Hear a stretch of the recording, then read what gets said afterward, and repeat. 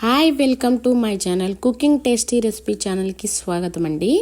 ఈరోజు మురుకులు ఎలా తయారు చేసుకోవాలో వీడియోలో చూపిస్తాను. చివరి వరకు స్కిప్ చేయకుండా చూడండి. స్టవ్ మీద ఒక బాండీ పెట్టుకొని ఒక గ్లాస్ వాటర్ అనేవి యాడ్ చేసుకోవాలి. వాటర్ వేడెక్కిన తర్వాత ఒక స్పూన్ సాల్ట్ అనేది యాడ్ చేసుకుందాము. అలాగే 1 స్పూన్ కారం, స్పూన్ పసుపు అనేది యాడ్ చేసుకుందాము. వామ్ అనేది ఒక 2 స్పూన్ల వరకు నలిపి ఈ విధంగా వాటర్లో యాడ్ చేసుకోవాలి. అలాగే 3 టేబుల్ స్పూన్ల వరకు నువ్వులు కూడా యాడ్ చేసుకోవాలి. మురుకుల్లోకి నువ్వులు ఎంత ఎక్కువగా ఉంటాయి అంత బాగుంటాయి టేస్టీగా. ఈ విధంగా 3 స్పూన్ల నువ్వులు అనేవి యాడ్ చేసుకున్న తర్వాత ఈ విధంగా అన్నీ యాడ్ చేసుకున్న తర్వాత వాటర్ అనేవి ఈ విధంగా బాయిల్ అవ్వాలండి. ఈ విధంగా బాయిల్ అయిన తర్వాత 1 స్పూన్ నెయ్యి కానీ లేదా నూనె కానీ యాడ్ చేసుకొని మరొకసారి బాయిల్ అయిన తర్వాత ఒక గరిటెతో మొత్తాన్ని కలిసేలాగా కలుపుకోవాలి. ఈ విధంగా కలుపుకున్న వాటర్ని వేడెక్కిన తర్వాత స్టవ్ అనేది ఆఫ్ చేసుకొని ఒక గ్లాస్ వాటర్ తీసుకున్నాం కదండి, అదే గ్లాస్తో ఒక గ్లాసు మామూలు స్టోర్లో దొరికే వరిపిండి అనేది యాడ్ చేసుకుంటూ కలుపుకోవాలి. వాటర్ అనేది మరిగితే సరిపోతుందండి. ఆ తర్వాత స్టవ్ అనేది ఆన్లో ఉండాల్సిన అవసరం లేదు. ఈ విధంగా పిండి అంతా వేసుకొని ఎక్కడా ఉండలు కట్టకుండా స్లోగా తిప్పుకుంటూ మొత్తాన్ని కలుపుకోవాలన్నమాట. ఈ విధంగా కలుపుకున్న వరిపిండిని గోరెచ్చగా ఉన్న తర్వాత మనం చేత్తో కలుపుకోవాలి.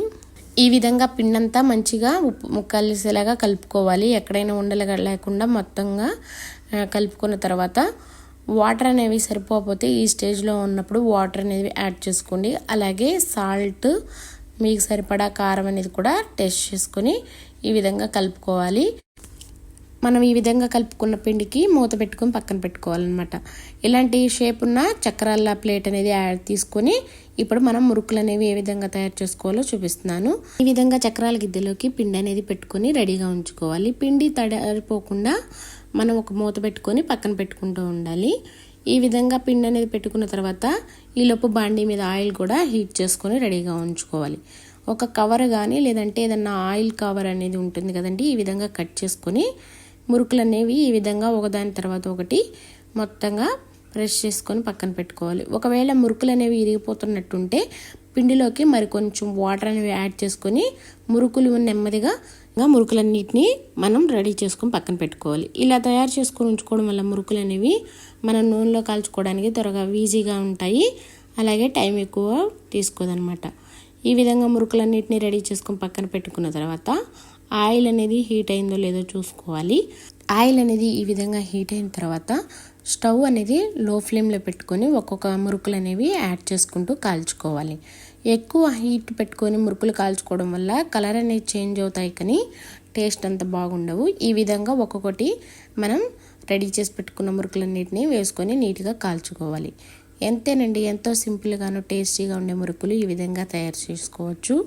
మీకు కానీ ఈ వీడియో నచ్చినట్టయితే తప్పకుండా లైక్ చేసి సబ్స్క్రైబ్ చేసుకుంటారని అనుకుంటున్నాను. నా ఛానల్ నేమ్ వచ్చి కుకింగ్ టేస్టీ రెసిపీ ఛానల్ అండి.